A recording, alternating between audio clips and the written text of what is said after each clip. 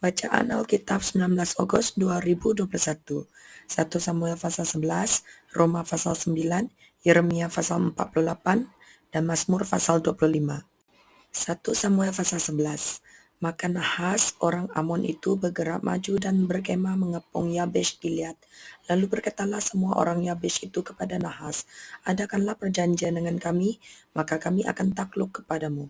Tetapi Nahas orang Amon itu berkata kepada mereka, dengan syarat inilah aku akan mengadakan perjanjian dengan kamu, bahwa tiap mata kananmu akan kucungkil.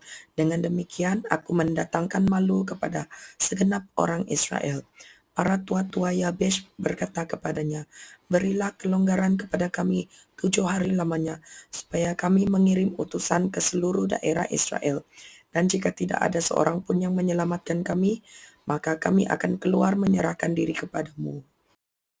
Ketika para utusan itu sampai di Gibeah Saul dan menyampaikan hal itu kepada bangsa itu, menangislah bangsa itu dengan suara nyaring.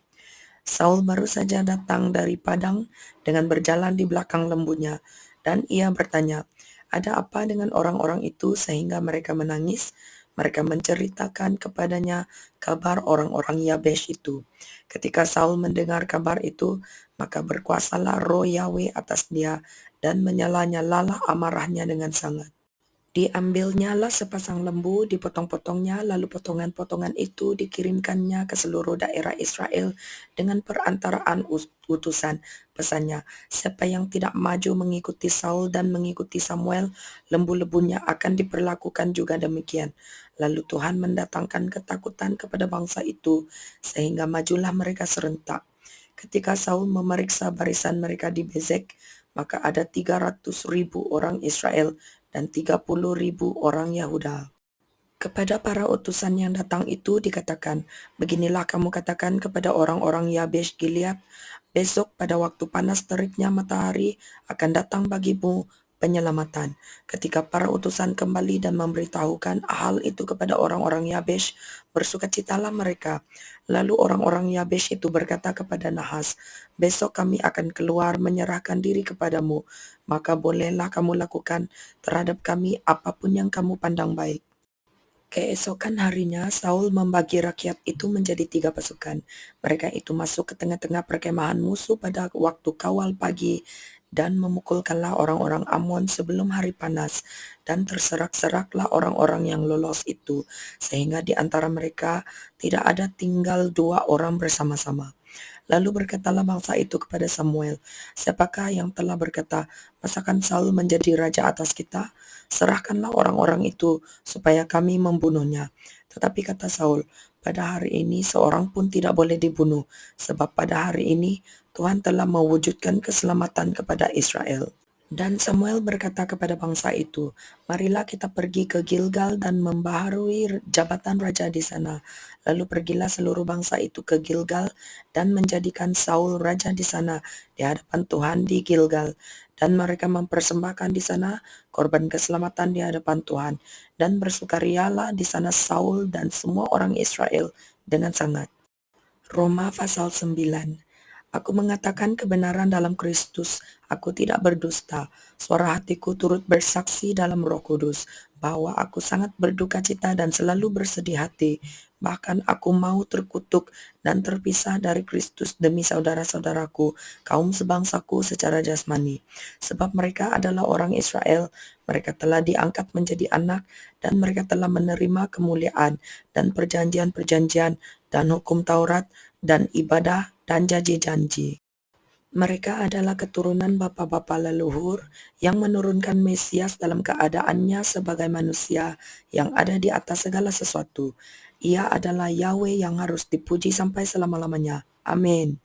Akan tetapi firman Yahweh tidak mungkin gagal, sebab tidak semua orang yang berasal dari Israel adalah orang Israel, dan juga tidak semua yang terhitung keturunan Abraham adalah anak Abraham.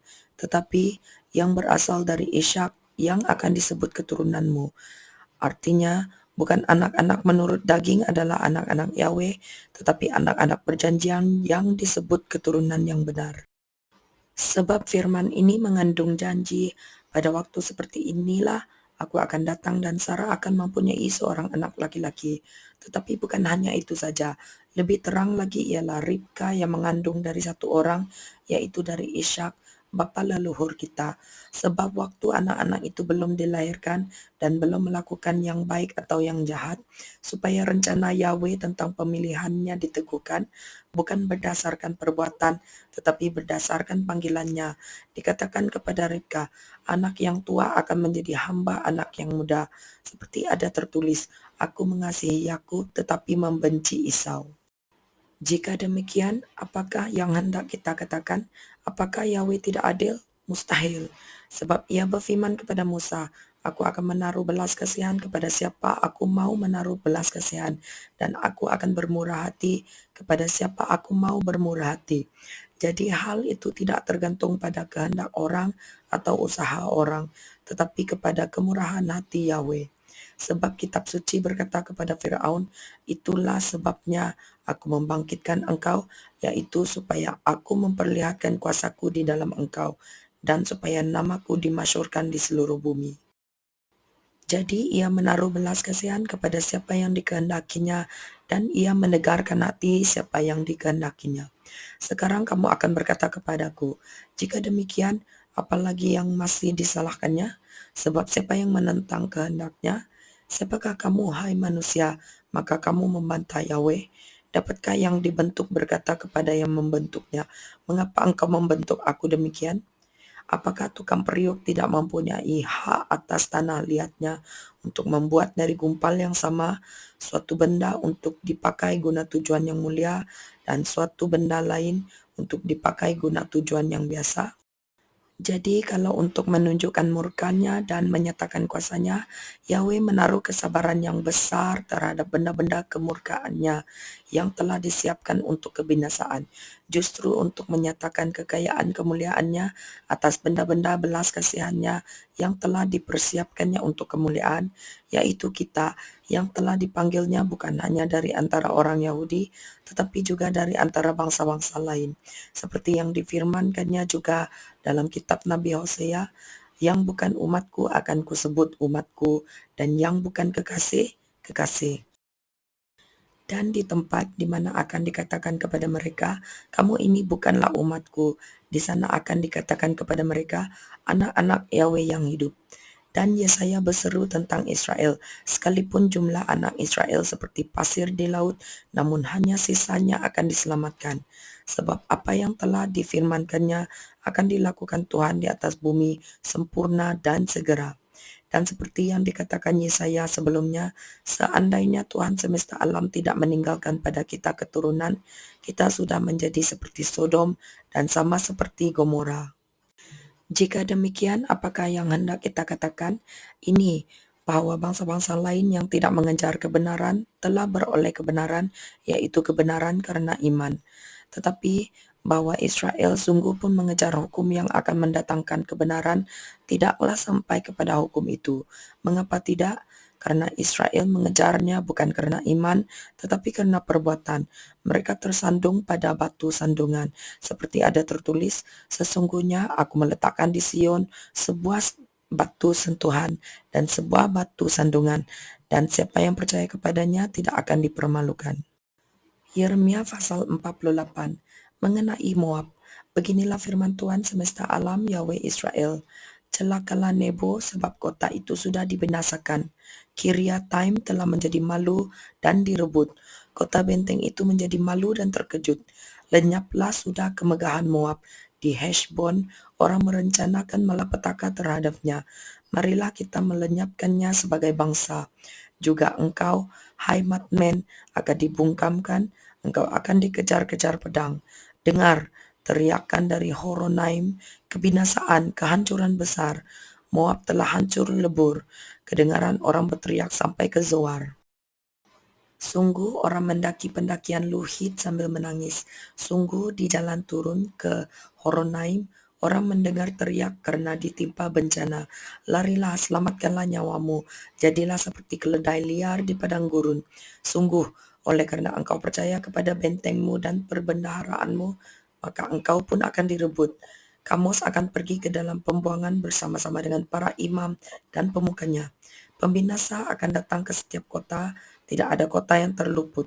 Lembah akan binasa, tanah datar habis musnah, seperti yang difirmankan Tuhan. Berikanlah sayap kepada Moab, supaya ia lari terbang.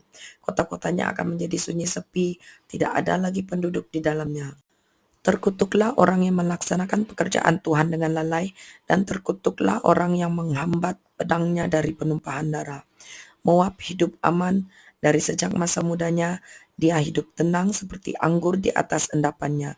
Tidak dituangkan dari tempayan yang satu ke tempayan yang lain, tidak pernah masuk ke dalam pembuangan, sebab itu rasanya tetap padanya dan baunya tidak berubah.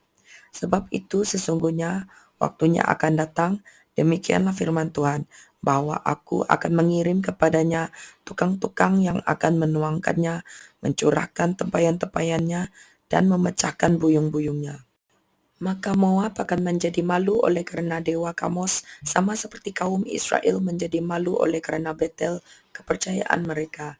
Bagaimanakah kamu berani berkata, kami adalah pahlawan-pahlawan, orang-orang gagah perkasa untuk berperang? Pembinasa Moab telah maju menyerang dia, teruna-terunanya yang pilihan telah turun ke pembantaian. Demikianlah firman Raja yang namanya Tuhan semesta alam. Bencana Moab sudah hampir datang, malapetakannya sangat segera sampai. Ratapilah dia, hai semua yang ada di sekitarnya, hai semua yang mengenal namanya. Katakanlah, sungguh sudah patah tampuk kekuasaan tongkat keagungan itu. Turunlah dari kemuliaanmu dan duduklah di atas kotoran, hai putri Dibon yang sudah lama menetap. Sebab pembinasa Moab sudah maju menyerbu engkau, memusnahkan tempat-tempatmu yang berkubu. Berdirilah di tepi jalan dan tinjaulah, hai penduduk Aroer. Tanyakanlah kepada orang yang lari dan yang terluput, katakanlah, apakah yang telah terjadi? Moab sudah malu karena ia terkejut. Merataplah dan berteriaklah, beritahukanlah di sungai Arnon, sungguh Moab sudah binasa. Penghukuman telah berlaku atas daerah dataran tinggi, atas kota-kota Holon, Yahas, Mefaat, Dibon, Nebo, Bet Diplataim, Kiriataim, Bet Gamul, Bet Meon, Keriot, Bozra, dan atas segala kota negeri Moab yang jauh dan yang dekat. Telah patah tanduk kekuatan Moab, dan lengan kekuasaannya telah pecah. Demikianlah firman Tuhan. Buatlah dia mabuk, sebab dia membesarkan diri terhadap Tuhan. Moab akan berguling-guling dalam muntahnya, dan ia sendiri pun akan menjadi tertawaan orang. Apakah bukan Israel tadinya yang menjadi tertawaan bagimu? Apakah dia terdapat di antara pencuri-pencuri, sehingga engkau menggeleng-gelengkan kepala setiap kali engkau berbicara tentang dia? Tinggalkanlah kota-kota dan diamlah di bukit batu, hai penduduk Moab. Jadilah seperti burung merpati yang bersarang di dinding mulut liang. Kami telah mendengar tentang keangkuhan Moab, alangkah angkuhnya dia, tentang kesombongannya, keangkuhannya dan kecongkakannya, tentang tinggi hatinya. Aku ini kenal kepungahannya, demikianlah firman Tuhan. Tidak benar cakapnya dan tidak benar perilakunya. Sebab itu aku akan meratap karena Moab, akan berteriak karena Moab seluruhnya, dan akan mengadu karena orang-orang Kir-Heres. Aku akan menangis karena engkau, lebih daripada menangis karena Yazer. Hai pohon anggur Sibma, ranting-rantingmu merambak sampai ke laut, meluas sampai ke Yazer. Si pembinasa telah jatuh menimpamu, hasil musim kemaraumu, dan panen buah anggurmu. Sukaria dan sorak-sorak telah lenyap dari kebun buah-buahan dan dari negeri Moab. Aku telah menjauhkan anggur dari tempat pemerasan, pengirik tidak ada lagi pengiriknya, pekik kegirangan tidak kedengaran lagi. Heshbon dan Eleale meraung-raung, orang memperdengarkan suaranya sampai ke Yahas, dari Zoar sampai Horonaim dan Eglat Selisia, sebab air sungai Nimrim juga menjadi ketandusan. Firman Tuhan, aku akan menghentikan orang di Moab mempersembahkan korban bakaran di bukit pengorbanan dan mempersembahkan korban ukupan kepada Allahnya. Sebab itu seperti hatiku terharu mendengar suling, begitulah hatiku terharu melihat keadaan Moab, dan hatiku terharu melihat keadaan orang-orang Kir-Heres. Bukankah sudah hilang segala harta yang mereka tumpuk? Sungguh setiap kepala digundul dan setiap janggut dipotong. Pada semua tangan ada toret-torehan dan kain gabung dikenakan pada semua pinggang. Di atas segala soto Moab dan di tanah-tanah lapangnya hanya ada perkabungan belaka. Sungguh, aku telah memecahkan Moab seperti tembikar, sehingga tidak ada orang yang menyukainya. Demikianlah firman Tuhan. Betapa terkejutnya dia, betapa Moab menyembunyikan mukanya karena malu. Maka Moab telah menjadi tertawaan dan kekejutan bagi semua yang di sekitarnya. Sebab beginilah firman Tuhan, sesungguhnya ia datang melayang seperti burung Raja Wali dan mengembangkan sayapnya ke atas Moab. Kota-kota direbut, kubu-kubu pertahanan dirampas. Hati para pahlawan Moab pada waktu itu akan seperti hati perempuan yang sakit beranak. Moab akan musnah sebagai bangsa sebab ia membesarkan diri terhadap Tuhan. Kejut dan pelubang dan jerat bagimu, hai penduduk Moab. Demikianlah firman Tuhan. Yang lari dari kekejutan akan jatuh ke dalam pelubang, dan yang naik dari pelubang akan tertangkap dalam jerat. Sungguh, aku mendatangkan semuanya ini atas Moab di tahun penghukuman atas mereka. Demikianlah firman Tuhan. Di naungan Heshbon, orang-orang pelarian berhenti, kehabisan kekuatan. Tetapi api keluar dari Heshbon, nyala api dari istana Sihon yang memakan habis pelipis Moab dan batu kepala orang-orang ribut. Celakalah engkau, hai Moab, binasa engkau, hai bangsa dewa Kamos, sebab anak-anakmu lelaki telah diculik tertawan dan anak-anakmu perempuan menjadi tawanan. Tetapi aku akan memulihkan keadaan Moab di kemudian hari. Demikianlah firman Tuhan. Sampai di sinilah firman penghukuman atas Moab. Mazmur pasal 25 dari Daud. Kepadamu ya Tuhan ku angkat jiwaku, Yahwehku kepadamu aku percaya. Janganlah kiranya aku mendapat malu, janganlah musuh-musuhku beria-ria atas aku.